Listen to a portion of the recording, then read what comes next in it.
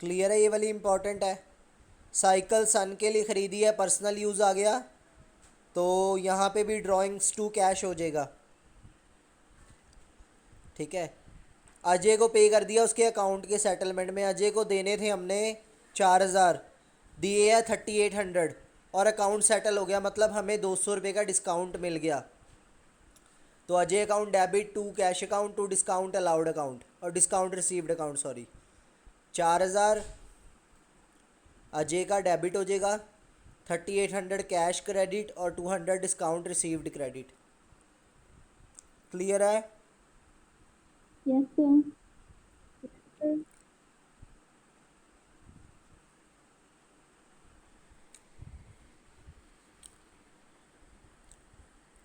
Next देखो, important है question.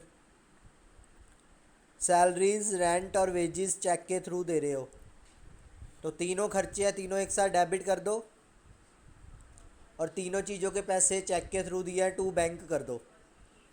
Journal entry will be salaries debit, rent debit, wages debit to bank account. Salaries debit, rent debit, wages debit to bank account. ठीक है, फिर goods हरी से ख़रीद रहे हो 30,000 के डिस्काउंट पे, मतलब आप 27,000 के गुड्स खरीद रहे हो, पहली बात तो ये। दूसरी बात, उसको पेमेंट इमीडिएटली कर ली है, तो आप सीधा एंट्री भी कर सकते हो। एंट्री आप क्या करो, पहले परचेजेस की कर दो, परचेजेस टू हरी, फिर हरी को साथ के साथ पेमेंट कर दो, Hari to cash to discount allowed, sorry discount received. Hari से पहले गुड्स खरीद लो, परचेजेस टू हरी 27,000 की खरीदोगे, 30,000 नहीं आएगी, वैल्यू आएगी 27,000। फिर उसको पेमेंट कर दो, Hari to cash to discount received, 27,000 Hari के आगे, कैश जाएगा 2% माइनस करके, मतलब आपका 540 माइनस हो जाएगा। 27,000 माइनस 540, 26,460 रुपये कैश में जाएगा और 540 डिस्काउंट में। राजू को कैश में पे किए हैं, तो Raju account debit to cash to bank. Raju को टोटल 12,000 दिए, राजू डेबिट 12,000, कैश 5,000 गया और बैंक से 7,000 गए। क्लियर? क्लियर है? Yes sir. यस। कोई डाउट? No sir. देन आपने रमेश को और रोमा को गुड्स बेचे हैं 5,000 के ट्रेड डिस्काउंट पे, मतलब 4,000 के बेचे हैं। पहली बात तो एंट्री कर दो, रोमा टू सेल्स 4,000, फिर कैश डिस्काउंट 3% दिया उसको, आधी पेमेंट आई है। पहली बात 4,000 की गुड्स बेची हैं, दूसरी बात पेमेंट आधी आई है, मतलब 4,000 में से 2,000 पेमेंट आ रही है, तो जो डिस्काउंट लगेगा वो 2,000 पे लगेगा, 4,000 पे नहीं लगाओगे, क्योंकि कैश डिस्काउंट वो वैल्यू पे लगता है जो कैश में आनी हो। तो एंट्री होगी आपकी cash account debit, discount allowed account debit to Roma account, Roma के आगे 2,000, कैश में आ जाएगा आपका 20, 60, 1,940 और डिस्काउंट में आ जाएगा 60 रुपीज़। ठीक है, कैश डिस्काउंट सिर्फ कैश रिसीव्ड या कैश पेड वाली वैल्यू पे लगता है, जितना आपने किसी को देना है कैश में या रिसीव करना है उस पर लगेगा, और वो डिस्काउंट जो होगा वो कैश की वैल्यू में से माइनस कर दोगे, वो कैश आ जाएगा आपके पास या दे दोगे।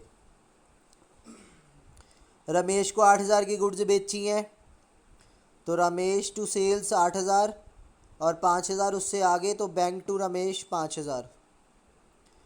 कैपिटल इंट्रोड्यूस की है, कैश टू कैपिटल, और डिलीवरी वैन पर्सनल एसेट वो भी इंट्रोड्यूस की है, तो cash account debit, delivery van account debit to capital account.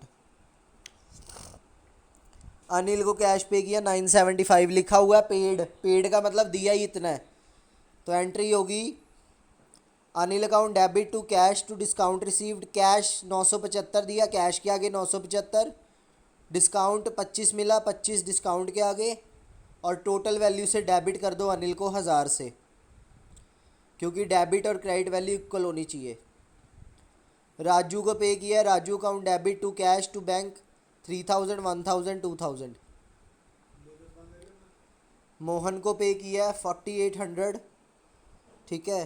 Settlement of his account for 5000। किसी को 5000 की जगह 48 दे रहे हो और उसका अकाउंट सेटल कर रहे हो, मतलब 200 रुपये डिस्काउंट मिल रहा है आपको। तो Mohan to cash to discount 5000, 4800 और 200 डिस्काउंट के आगे। क्लियर है? Yes, sir.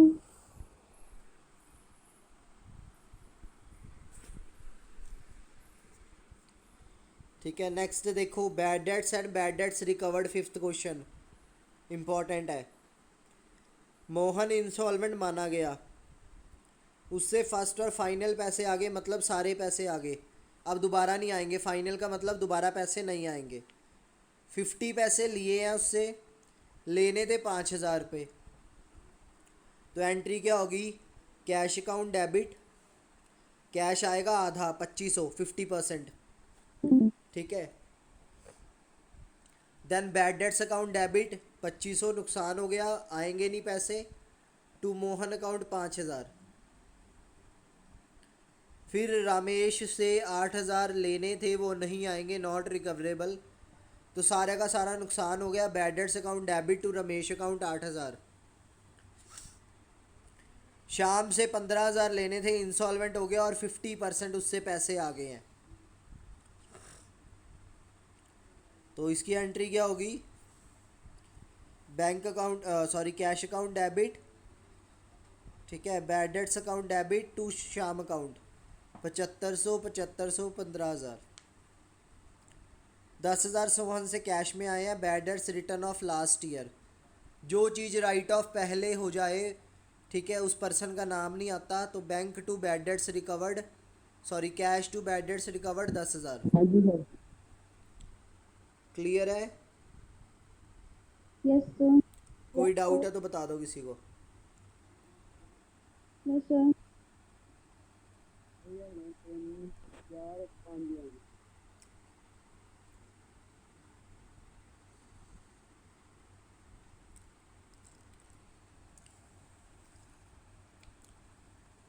नेक्स्ट देखो, बैंकिंग ट्रांजैक्शंस।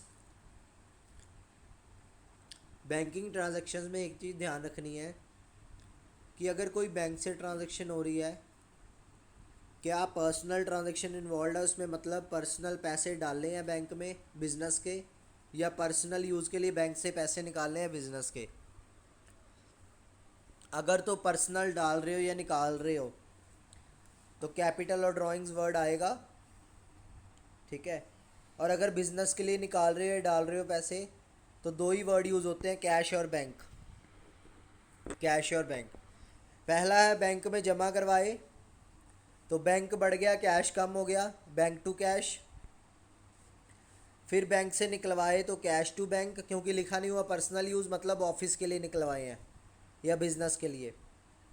वेजिस चेक से दिए तो बैंक वेजिस टू बैंक। दीवान से चेक आया तो बैंक टू दीवान। 8500 का चेक आया, मतलब बैंक में 8500 आए और 500 का उसे डिस्काउंट दिया, तो जर्नल एंट्री होगी बैंक डिस्काउंट अलाउड टू दीवान, ठीक है। आपको ना एक एंट्री समझनी पड़ेगी। कभी कभी क्या होता है, चेक हमारे पास आता है, चेक हमारे पास आता है तो हम उसे चेक इन हैंड मान लेते हैं जब तक बैंक में जमा नहीं करवाते। अगर मेरे पास चेक आ रहा है और मैं चेक नहीं जमा करवा रहा, तो मैं उसको बैंक नहीं मानता एसेट, एसेट उसको मानूंगा चेक इन हैंड। उसको एसेट को क्या मानूंगा? Check in hand. क्लियर है इतनी बात? तो आप ऐसे भी एंट्री Yes, कर sir. सकते हो, ऐसे भी एंट्री कर सकते हो, cheque in hand account debit, discount allowed account debit to Diwan account. फिर वो चेक बैंक में जमा करवा दिया तो बैंक अकाउंट डेबिट, और चेक हमारे पास से चला गया तो टू चेक इन हैंड। फिर April 12 as per standing instructions bank ने टेलीफोन बिल पे कर दिया। इसका क्या मतलब होता है?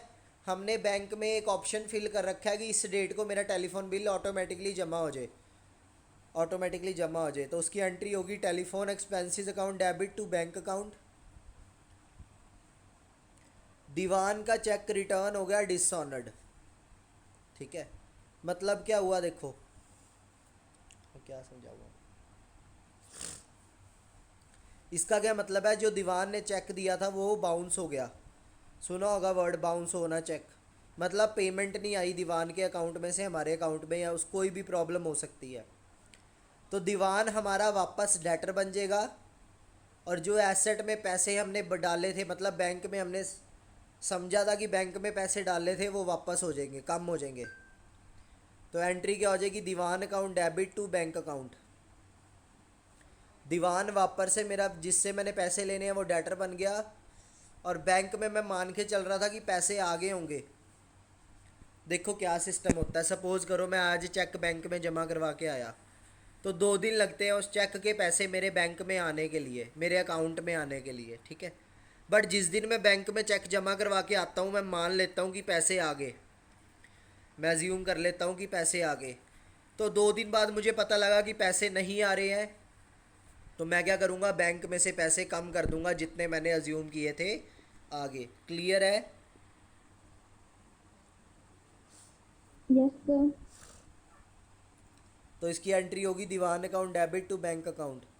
फिर बैंक चार्जेस बैंक ने डेबिट कर दिया, मतलब मेरे अकाउंट में से काट लिए, तो बैंक चार्जेस टू बैंक 400। फिर गुड्स बेची हैं और पैसे आए हैं, तो बैंक टू सेल्स। फिर बैंक ने इंश्योरेंस प्रीमियम दे दिया, तो इंश्योरेंस प्रीमियम टू बैंक। फिर डिविडेंड बैंक ने रिसीव कर लिया, तो dividend account bank account debit to dividend received, bank account debit to dividend. Clear है एंट्रीज? Yes, sir. कोई डाउट है 7th क्वेश्चन तक, 6th क्वेश्चन तक, sorry? No, sir. No, sir. Then है आपका 7th क्वेश्चन। बैंक में deposit करवाए हैं, करंट अकाउंट ओपन किया मतलब बिजनेस का, तो cash to bank, sorry bank to cash. फिर बैंक से निकलवाए हैं, तो cash to bank.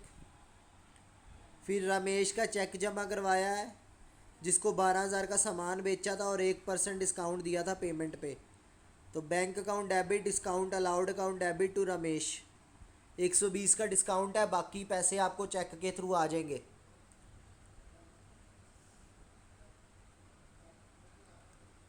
Then Ramesh का चेक बैंक में जमा करवाया है, तो मतलब अप्रैल 5 में आप बैंक कंसिडर नहीं करोगे, चेक इन हैंड कंसिडर करोगे, और अप्रैल 7 को वो चेक बैंक में जमा करवाने की एंट्री कर दोगे, bank account debit to cheque in hand account. फिर अप्रैल 9 को रमेश का चेक डिसऑनर हो गया और बैंक चार्जेस 20 रुपये लगे हमें। ये एंट्रीज ना आपको कल करवाऊंगा, एक बार करवाई नहीं है, समझाऊंगा अच्छे से। Okay, sir. इंश्योरेंस वाली आती है, गुड्स वाली सारी एंट्री। 8th क्वेश्चन देखो, गुड्स ओनर ने 1000 रुपीज़ के पर्सनल यूज़ के लिए निकलवा लिए, तो एंट्री होगी drawings to purchases. Goods as a sample बांट दिए, सैंपल बांटने का मतलब है एडवर्टाइजमेंट करना, अपने प्रोडक्ट की एडवर्टाइजमेंट करना, तो एंट्री होगी एडवर्टाइजमेंट टू परचेजेस। चैरिटी के रूप में दे दिए, चैरिटी टू परचेजेस। टिम्बर से फर्नीचर बना दिया, हमारा बिजनेस था लकड़ी का, ठीक है, हमने उस लकड़ी को बेचने की जगह उससे फर्नीचर बना दिया, तो एंट्री होगी furniture to purchases, furniture to purchases.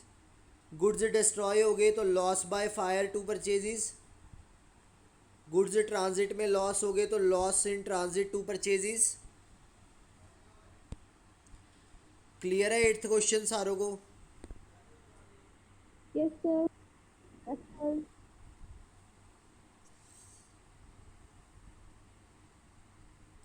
9th question important है, समझना ज़रा।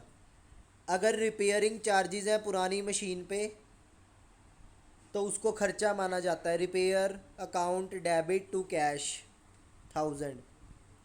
मशीनरी खरीदी है, तो मशीनरी टू कैश 42,500।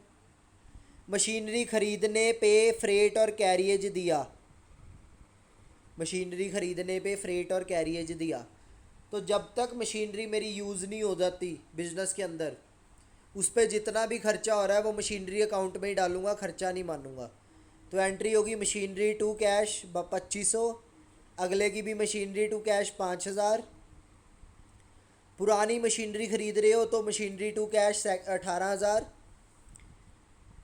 और एक और इम्पॉर्टेंट बात, मैंने आपको एक चीज़ समझाई थी कि अगर कोई एसेट खरीदते हो और उस एसेट पे तब तक खर्चा कर रहे हो जब तक वो यूज़ नहीं हुई, यूज़ होनी शुरू नहीं हुई, तो वो जो खर्चा होता है उसको हम खर्चा नहीं मानते, एसेट ही मानते हैं। तो यहाँ पे इंस्टॉलेशन चार्जेस या रिपेयरिंग चार्जेस पुरानी मशीनरी पे दे रहे हो ताकि उसको यूज़ कर सको, तो वो भी एसेट ही मानोगे। ठीक है, पहली एंट्री में खर्चा मान रहे हो देखो, और लास्ट एंट्री में एसेट मान रहे हो। समझ आ रहा डिफरेंस? Yes, sir. पहली एंट्री में क्या था, कोई एसेट ऑलरेडी यूज़ हो रही थी, ठीक है, उस पर रिपेयर्स करवाई गई साल में, तो वो तो खर्चा है। बट अगर कोई एसेट पुरानी खरीदी है उस पर रिपेयर्स करवा रहे हो ताकि वो यूजेबल कंडीशन में आ जाए, तो वो एसेट है, वो एसेट है। क्लियर है? कल एक Yes, बार ना sir. जर्नल चैप्टर शुरू से रिवाइज करवाऊंगा, तो दोबारा से शुरू से क्लास लगा लेना अच्छे से। क्लियर है? Okay, sir. चलो मैं मीटिंग एंड कर रहा हूँ अब। Yes, sir. Okay bye.